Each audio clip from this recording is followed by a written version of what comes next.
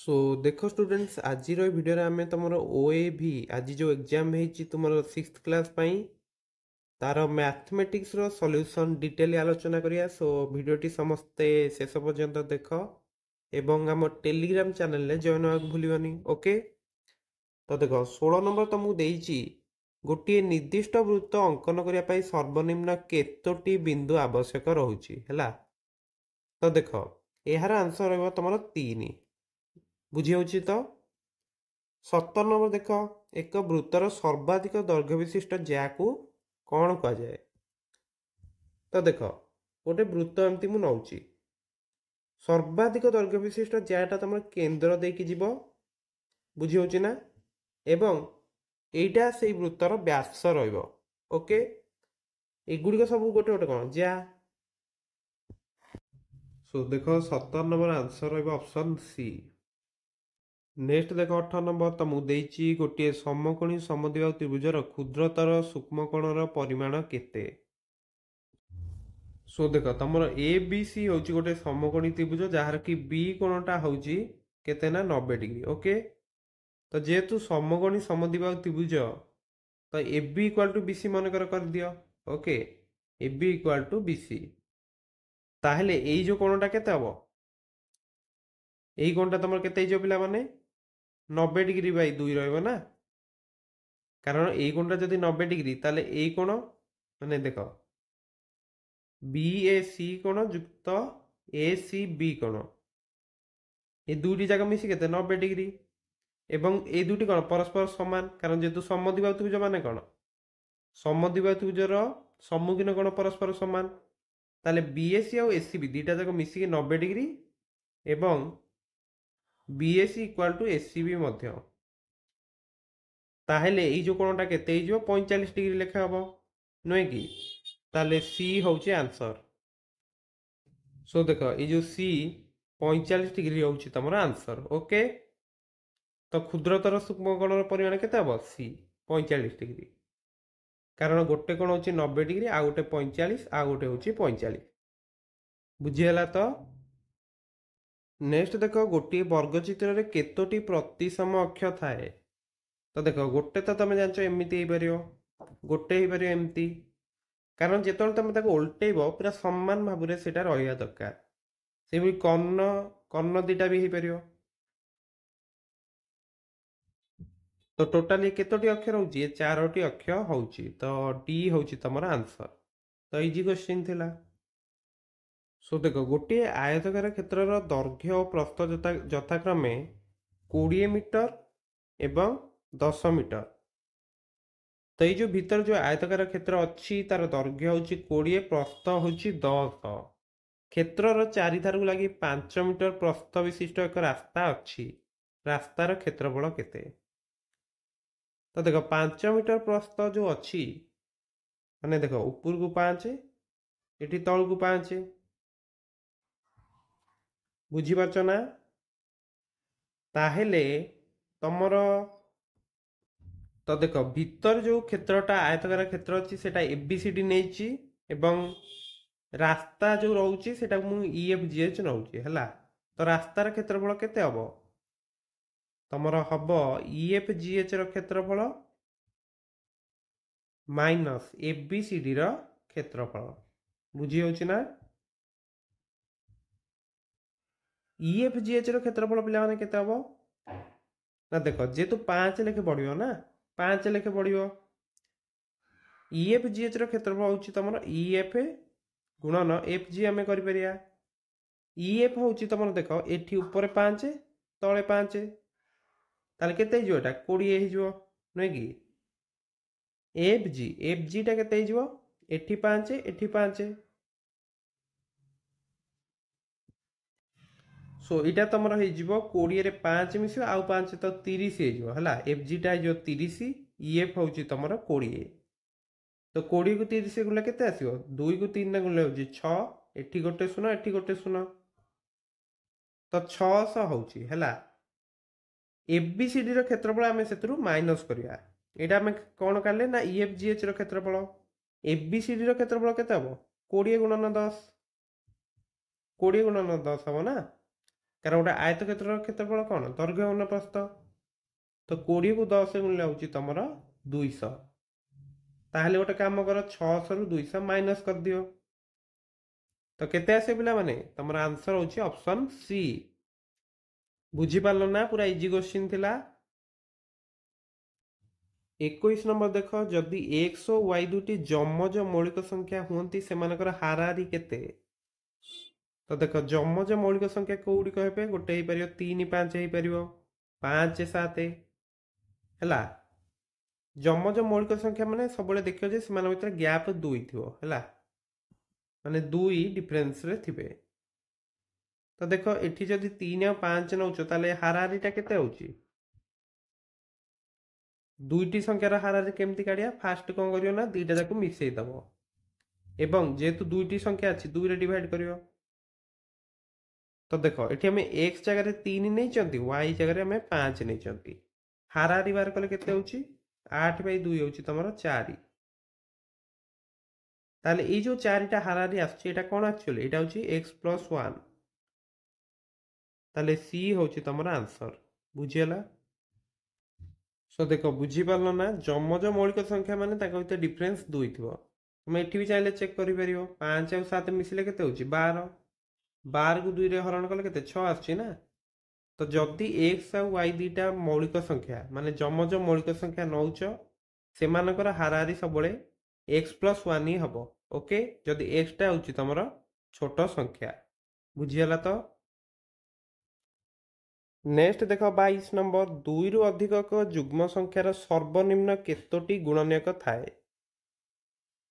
ତ ଦେଖ ପିଲାମାନେ 2 ହେଉଛି ତମର ଗୋଟେ ମୌଳିକ ସଂଖ୍ୟା। 2ଟା ଯୋଉ ରହୁଛି ଏଇଟା ହେଉଛି ଗୋଟେ ମୌଳିକ ସଂଖ୍ୟା, କିନ୍ତୁ 2ରୁ ଅଧିକ ଯଦି ଗୋଟେ ସଂଖ୍ୟା ତମେ ନେଉଛ ସେଇଟା ସବୁବେଳେ ଯୌଗିକ ହେବ। କାରଣ କେବଳ 2 ହିଁ କେବଳ ଗୋଟେ ମୌଳିକ ସଂଖ୍ୟା, ଆଉ ତା ବାଦ କିଛି ଯୁଗ୍ମ ମୌଳିକ ସଂଖ୍ୟା ନାହିଁ। ତ 2ରୁ ଅଧିକ ଯୋଉ ସଂଖ୍ୟା ନବ ଯଦି ଗୋଟେ ଯୁଗ୍ମ ସଂଖ୍ୟା 4 ହେଉ, 6 ହେଉ, 8 ହେଉ, ତାର ନିଶ୍ଚିତ ଭାବରେ 3ଟି ଗୁଣନୀୟକ ଥିବ ହେଲା। ସର୍ବନିମ୍ନ 3ଟି ଗୁଣନୀୟକ ରହିବ। କାରଣ 2ରୁ ଅଧିକ ଯେକୌଣସି ସଂଖ୍ୟା ତମେ ନିଅ ଯୁଗ୍ମ ସଂଖ୍ୟା ସେଟା ଯୌଗିକ ସଂଖ୍ୟା ହେବ ଏବଂ ଯୌଗିକ ସଂଖ୍ୟାର ମିନିମମ୍ ତ 3ଟି ଗୁଣନୀୟକ ଥାଏ ହେଲା। ତ ସି ହେଉଛି ଆନ୍ସର।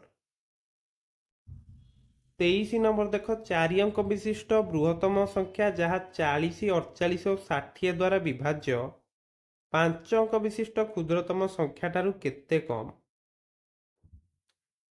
ତ ଦେଖ ଏଠି କ'ଣ କରିବ ନା ଫାଷ୍ଟ 40, 48, 60ର ଲସାକୁ ନେଇଯାଅ ପିଲାମାନେ ହେଲା। ତ 2ରେ କାଟ, ତ କେତେ ଆସିବ? 20, 24, 30।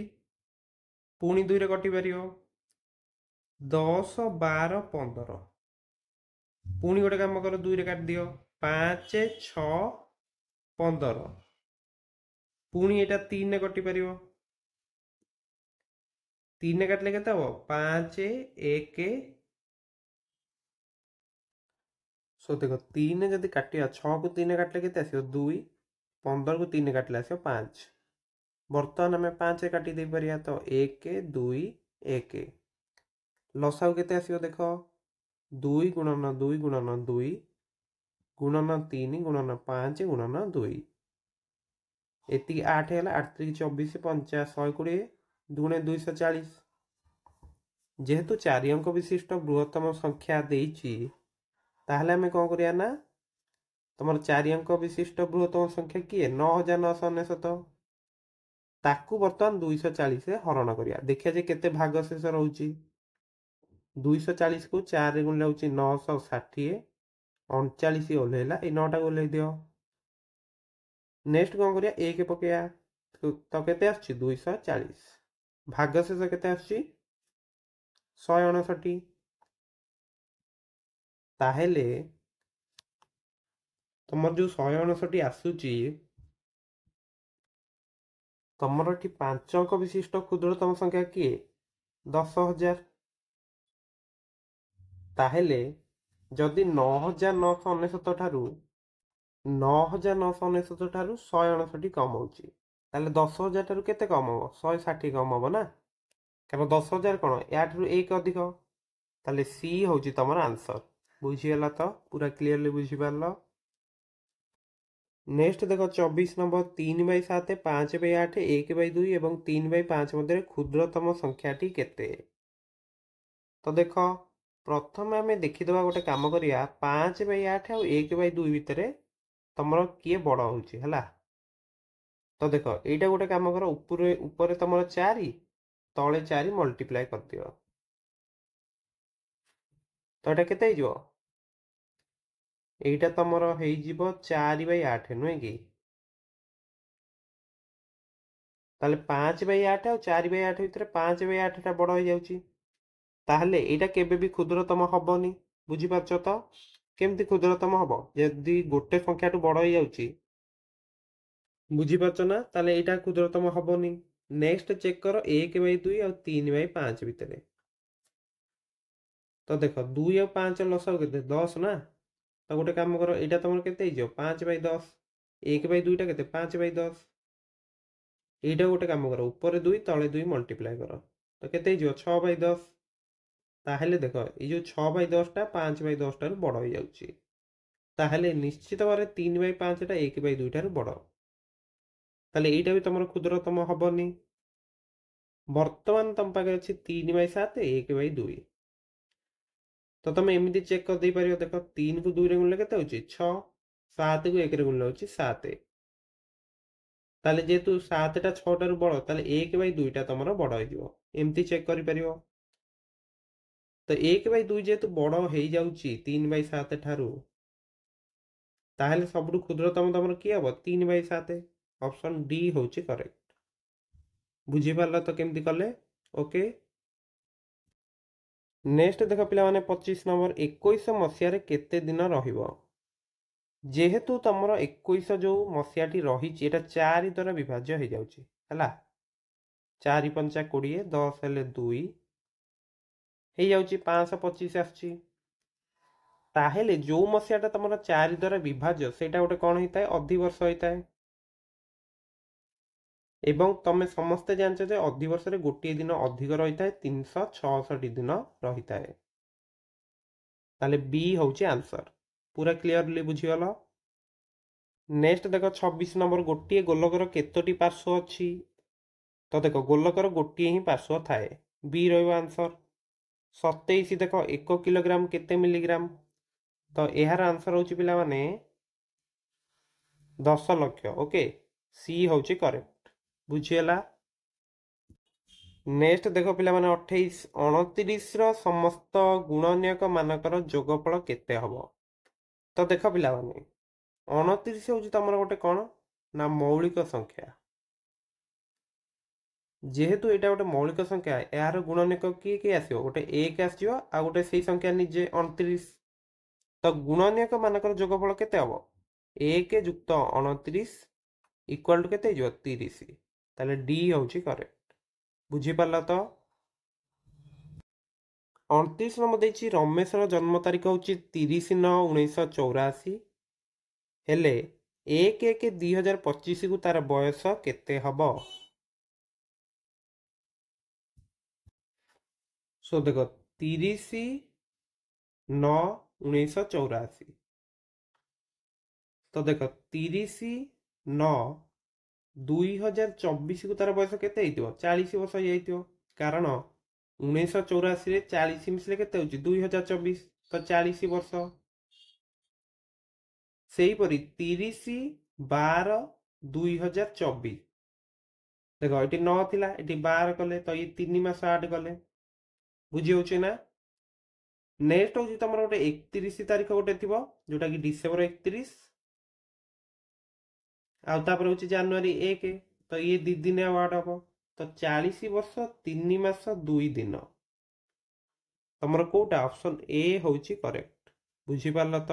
ଏ ହବ ଆନ୍ସର। ତ ସମସ୍ତେ ଚେକ୍ କରିନେବ ତମ ସେଟ୍ ଅନୁସାରେ। ନେକ୍ସଟ ଦେଖ 30 ନମ୍ବର, 19/5 ଠାରୁ ଠିକ୍ ସାନ ଯୁଗ୍ମ ପୂର୍ଣ୍ଣ ସଂଖ୍ୟାଟି କିଏ? ତ ଦେଖ ପିଲାମାନେ 19/5 ତମର କେତେ? 19/5 ହେଉଛି ତମର 3 ପୂର୍ଣ୍ଣ 4/5। ତ 3 ପୁନ 4/5 ଠାରୁ ସାନ ଠିକ୍ ଯୁଗ୍ମ ସଂଖ୍ୟାଟି କିଏ ହବ? 2 ହବ ନା, କାରଣ ଦେଖ 2 ଠାରୁ ବଡ଼ ରହିବ 3, ଇଏ 3 ଠାରୁ ମଧ୍ୟ ବଡ଼ ଅଛି, ତ ଯୁଗ୍ମ ସଂଖ୍ୟାଟି ତମର କିଏ ହବ? 2 ହବ। ତ ପିଲାମାନେ ତମ ଆନ୍ସର ହେଉଛି ଅପସନ୍ ସି। ଓକେ, ସୋ ମୁଁ ଆଶା କରୁଛି ସମସ୍ତେ ଆଜି ପରୀକ୍ଷାରେ ଭଲ କରିଥିବ ଏବଂ ମ୍ୟାଥମେଟିକ୍ସ ତୁମେ ପ୍ରାୟ ସବୁ ଠିକ୍ କରିବା କଥା ଏବଂ ତୁମେ ଠିକ୍ କରିଥିବ ମଧ୍ୟ। ଯଦି କିଛି ଡାଉଟ୍ ଅଛି ତୁମେ କମେଣ୍ଟ କର କିମ୍ବା ଆମ ଟେଲିଗ୍ରାମ ଚ୍ୟାନେଲରେ ଜଏନ୍ ହେଇପାରିବ। ସେଠି ତମକୁ ତମର OAV କ୍ଲାସ୍ ମଧ୍ୟ ମିଳିପାରୁଛି, ସବୁ କୁଇଜ୍ ମଧ୍ୟ କରାଯାଉଛି। ଓକେ, ତ ସମସ୍ତେ ଜଏନ୍ ହେଇଯିବ। ସୋ ଦେଖା ହେବା ଏଇଭଳି ଏକ ଭିଡ଼ିଓରେ, କାରଣ ଏଠି ଏଇ ଚ୍ୟାନେଲରେ ତୁମେ ମ୍ୟାଥମେଟିକ୍ସର ସବୁ ଟ୍ରିକ୍ ଦେଖିପାରିବ ଏବଂ ସବୁ ସ୍କଲାରସିପ୍ ଏକ୍ଜାମର ପ୍ରିପାରେସନ୍ ମଧ୍ୟ କରିପାରିବ। ସୋ ସମସ୍ତଙ୍କୁ ତମେ ଯେଉଁ ବି ପରୀକ୍ଷା ନେକ୍ସଟ ଦେଉଛ ସେଥିପାଇଁ best of luck. Thank you.